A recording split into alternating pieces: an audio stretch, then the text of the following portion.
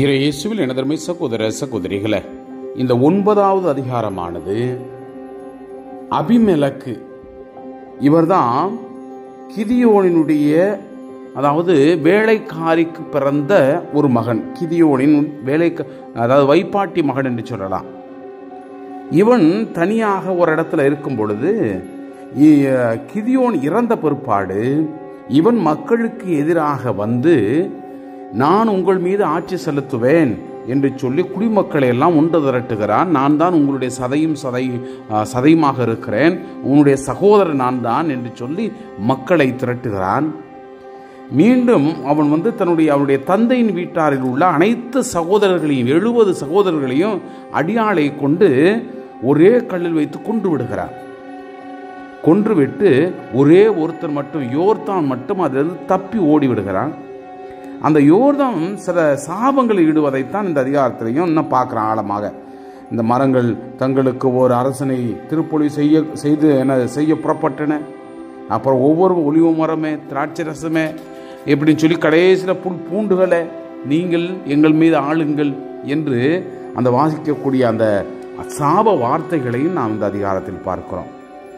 அதன் பிறகு இந்த அபிமெலக்கு எப்படி இந்த மக்களையெல்லாம் அடித்து ஒழிக்கிறான், கொண்டு குவிக்கிறான். கிட்டத்தட்ட 3 ஆண்டுகளை அவர் ஆட்சி செய்து அவர்களையெல்லாம் தீக்கிரையாக்குகிறான் என்பதையும், கடைசியில் இந்த மக்களை கொண்டு குவிக்கும் பொழுது இவர்கள்லாம் ஒரு கோட்டைக்குள்ளே உள்ளுக்கு போய் நுழைஞ்சிக்கிறாங்க.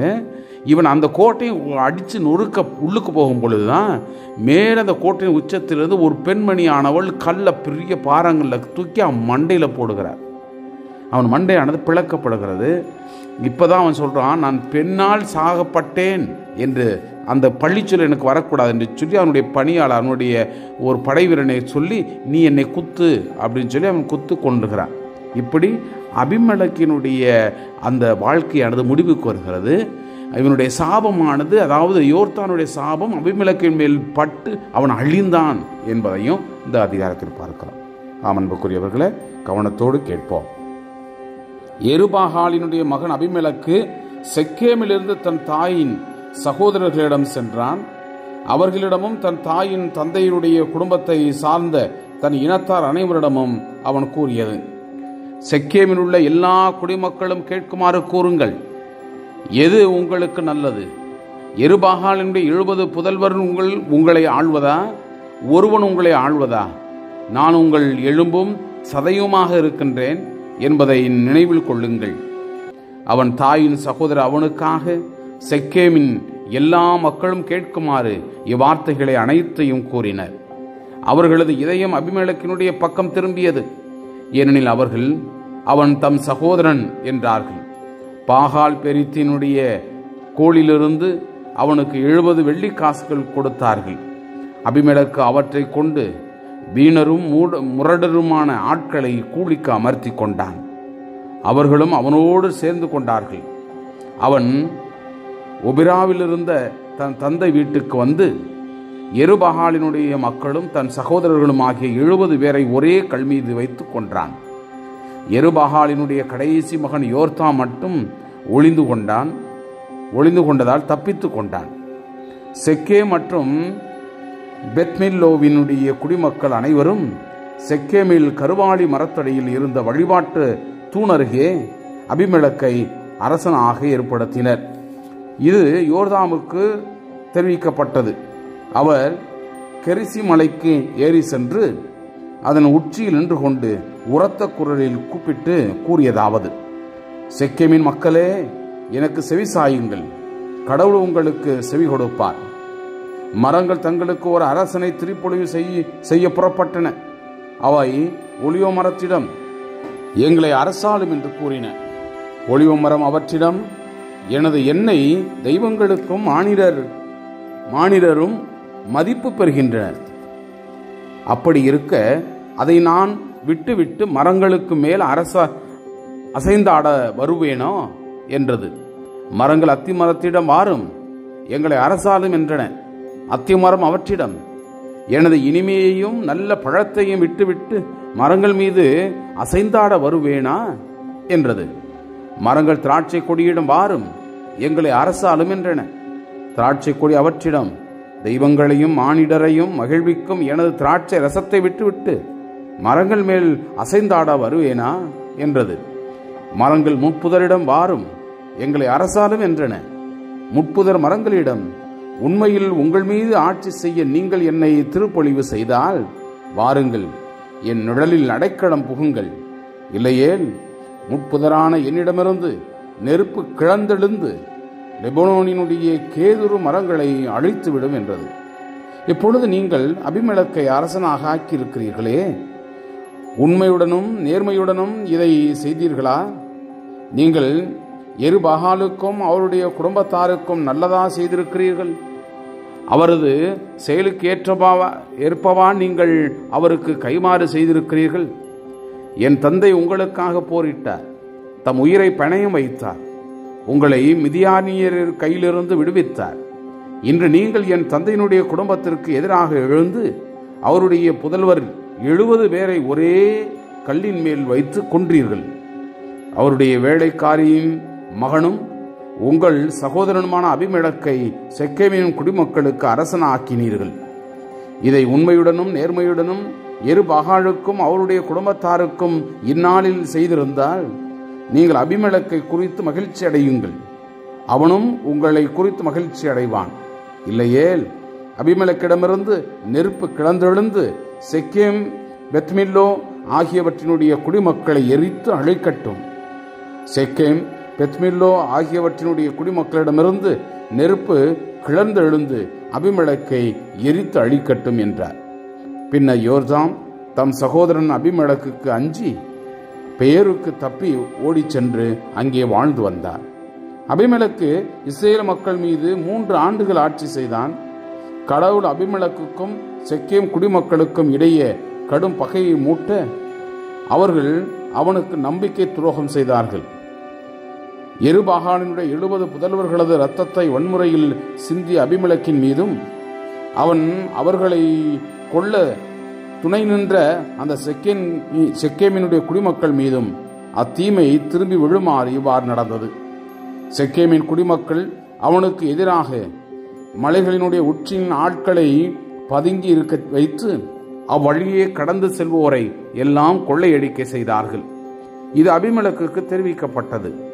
தன் சகோதரர்களுடன் செக்கேமுக்கு வந்திருந்த ஏபேத்தினுடைய மகன் காகால் செக்கேம் குடிமக்களுடைய நம்பிக்கைக்கு உரியவனானான். அவர்கள் அனைவரும் தம் விளைநிலங்களுக்கு சென்று திராட்சையை பறித்து பிழிந்து விழா கொண்டாடினர். அவர்கள் தங்கள் தெய்வங்களுடைய கோயிலுக்கு சென்று உண்டு குடித்து அபிமெலக்கை பழித்து பேசினார்கள். எபேத்தின் மகன் காக்கால், அபிமெலக்கு என்பவன் யார்? செக்கேமின் மக்கள் யார்? நாம் ஏன் அவனுக்கு அடிமையாக பணி செய்ய வேண்டும்? எருபகாலினுடைய மகனும் செபூல் என்ற அவனுடைய அதிகாரியும் செக்கேமின் தந்தையாகிய ஆமோரினுடைய ஆட்களுக்கு அடிபணிந்து இருந்தார்களே. அப்படி இருக்க நாம் ஏன் அவனுக்கு அடிபணிய வேண்டும்? இம்மக்களை என் கையில் ஒப்படைத்தால் நான் அபிமெலக்கை ஒழித்து விடுவேன். நான் அபிமெலக்கிடம் உன் படையை திரட்டி கொண்டு புறப்பட்டு வா என்று கூறுவேன் என்றான். நகரின் தலைவனாகிய செபூல் எபேதினுடைய மகன் காக்காலின் வார்த்தைகளை கேட்டு சினமுற்றான். அவன் அபிமெலக்குக்கு மறைவாக தூதரை அனுப்பி தெரிவித்தது, இதோ ஏபேத்தினுடைய மகன் காக்காலும் அவன் சகோதரர்களும் செக்கேமுக்கு வந்துள்ளார்கள். அவர்கள் உனக்கு எதிராக நகரை தூண்டிவிடுகின்றார்கள். இப்பொழுது இவரோடு இரவோடு இரவாக எழுந்து நீயும் உன்னோடும் உள்ள மக்களும் வயல்வெளியில் பதுங்கியிருங்கள். காலையில் கதிரவன் உதிக்கும் பொழுது நீ புறப்பட்டு நகருக்குள் பாய்ந்து செல்லும். அவனும் அவனோடு இருக்கும் மக்களும் உன்னை நோக்கி வெளியே வருவார்கள். உனக்கு தோன்றுவது போல் அவனுக்கு செய். அபிமெலக்கும் அவனோடு இருந்த மக்களும் இரவில் எழுந்து 4 பிரிவுகளாக செக்கேமுக்கு அருகில் பதுங்கியிருந்தார்கள். ஏபேத்தின் மகன் காக்கால் வெளியில் சென்று நகரின் நுழைவாயில் நின்று கொண்டிருந்தான். அபிமெலக்கும் அவனுடன் இருந்த மக்களும் தாங்கள் பதுங்கியிருந்த இடத்திலிருந்து எழுந்தார்கள். காக்கால் அவர்களை பார்த்து செபூலிடம், இதோ மக்கள் மலைகளின் உச்சிகளிலிருந்து இறங்குகிறார்கள் என்றான். அதற்கு செபூல், மலைகளினுடைய நிழல் உனக்கு மனிதர்கள் போல் தோன்றுகிறது என்றான். காக்கால் மீண்டும் இவ்வாறு கூறினான். இதோ மக்கள் நாட்டின் மிக உயர்ந்த பகுதியிலிருந்து வருகின்றார்கள். ஒரு பிரிவு குறி சொல்பவனுடைய கருவாளி மரப்பாதையிலிருந்து வருகின்றது. செபுல் அவனிடம், அபிமெலக்கு என்பவன் யார்? நாம் ஏன் அவனுக்கு அடிபணிய வேண்டும் என்று கூறிய உன் வாய் எங்கே? இம்மக்களை என்றோ நீ இழித்துரைத்தாய். இப்பொழுது புறப்பட்டு சென்று அவனோடு போரிடு என்றான். ககால் செக்கேம் மக்களினுடைய முன்னே சென்று அபிமெலக்குடன் போரிட்டான். அபிமெலக்கு அவனை துரத்த அவனிடமிருந்து ககால் தப்பி ஓடினான். நுழைவாயில் வரை பலர் காயமுற்று விழுந்தனர். அபிமெலக்கு அருமாவில் தங்கினான்.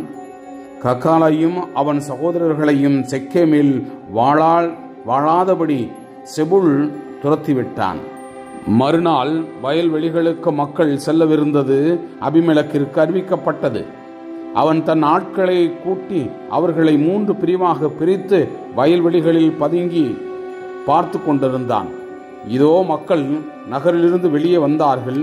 அவன் அவர்கள் மீது பாய்ந்து அவர்களை கொன்றான். அபிமெலக்கும் அவனோடு இருந்த பிரிவும் விரைந்து சென்று நகரினுடைய நுழைவாயில் நின்று கொண்டார்கள். மற்ற 2 பிரிவுகள் வயல்வெளியில் இருந்த அனைவர் மீதும் பாய்ந்து அவர்களை கொண்டன. அபிமெலக்கு அந்நாள் முழுவதும் நகருக்கு எதிராக போரிட்டு நகரை கைப்பற்றினான். அதனுள் இருந்த மக்களை கொன்றான். நகரை தரைமட்டமாக்கி அதில் உப்பை விதைத்தான். செக்கேமின் கோட்டை வாழ் மக்கள் அனைவரும் இதை கேள்வியுற்று ஏல்பேரித்து கோவிலினுடைய அரசனுக்கு அடைக்கலம் புகுந்தார்கள். செக்கேமின் கோட்டையின் வாழ்ந்த மக்கள் அனைவரும் அங்கே கூடியிருந்தது அபிமெலக்குக்கு தெரிவிக்கப்பட்டது. அபிமெலக்கு அவனுடன் இருந்த ஆட்கள் அனைவரும் சால்மோன் மலைக்கு ஏறி சென்றனர். அபிமெலக்கு கோடாரியை தன் கையில் எடுத்து மரங்களின் கிளைகளை வெட்டி தன் தோளில் தூக்கி கொண்டான். அவன் தன்னோடு இருந்தவர்களிடம், நான் செய்ததை கண்டீர்களே, நீங்களும் விரைந்து அவ்வாறே செய்யுங்கள் என்றான். அவர்களுள் ஒவ்வொருவரும் கிளையை வெட்டினர். அவர்கள் அபிமெலக்கின் பின் சென்று மதிலோடு சேர்ந்து அவற்றை அடுக்கி மக்களோடு மதிலுக்கு தீ வைத்தார்கள். செக்கேமின் கோட்டையில் வாழ்ந்த மக்கள் அனைவரும் ஆணும் பெண்ணுமாக 1000 பேர் இறந்தனர். அபிமெலக்கு தெபேசுக்கு சென்று அந்நகரை முற்றுகையிட்டு கைப்பற்றினான். நகரின் நடுவே உறுதியான மலைக்கோட்டை ஒன்று இருந்தது. ஆண்கள் பெண்கள் ஆகிய நகர குடிமக்கள் அனைவரும் மலைக்கோட்டைக்குள் தப்பி ஓடி அதை பூட்டிக் கொண்டு அதன் உச்சிக்கு சென்றனர். அபிமெலக்கு மலைக்கோட்டையை தாக்க வந்தான். அதன் கதவுகள் நெருப்பிட அதன் அருகே வந்தான். அப்பொழுது ஒரு பெண் ஒரு எந்திர கல்லினுடைய மேல் பகுதியை அபிமெலக்கின் தலைமீது போட்டு அவன் மண்டையை பிளந்தாள். உடனே அவன் தன்னுடைய படைக்களத்தை தாங்கியிருந்த பணியாளனை அழைத்து அவனிடம், உன் வாளை உருவு, ஒரு பெண் அவனை கொன்றாள் என்று என்னை பற்றி சொல்லாதபடி என்னை கொன்றுவிடு என்றான். அந்த பணியாளன் அவனை ஊடுருவ குத்தவே அவனும் அடிந்தான். இஸ்ரேல் மக்கள் அபிமெலக்கு மடிந்ததை கண்டார்கள். ஒவ்வொருவரும் தம் இடத்திற்கு திரும்பினர். இவ்வாறு அபிமெலக்கு தன் 70 சகோதரர்களை கொன்று தன் தந்தைக்கு எதிராக செய்த தீச்செயலுக்கு உரிய தண்டனையை கடவுள் அவனுக்கு வழங்கினார். ஆண்டவர் செக்கேமில் மக்கள் செய்த எல்லா தீய செயல்களுக்குரிய தண்டனையையும் அவர்கள் தலைமீதே விழச் செய்தார். எருபாகாலினுடைய மகன் யோர்தாமினுடைய சாபம் அவர்கள் மீது விழுந்தது. Praise the Lord. இயேசுவுக்கே புகழ். மரியே வாழ்க.